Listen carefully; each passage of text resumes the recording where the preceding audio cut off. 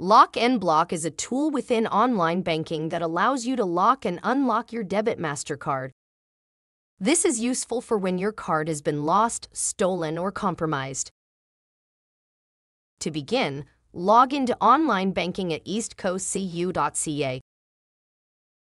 On the left side of your screen, find the menu and choose Account Services, then Lock and Block.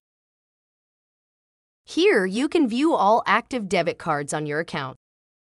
To block a card, just click on the arrow icon next to the card you want to block. Select the type of transactions you want to block by clicking the corresponding checkbox. You can opt to block all transactions, transactions from ATM machines, purchases and refunds at retailers, or all international transactions. Once you make a decision, select Save Changes. To unblock a card, simply follow the same process and uncheck the appropriate box. Click Save Changes when complete. Your card is now unlocked and ready to use. Great work!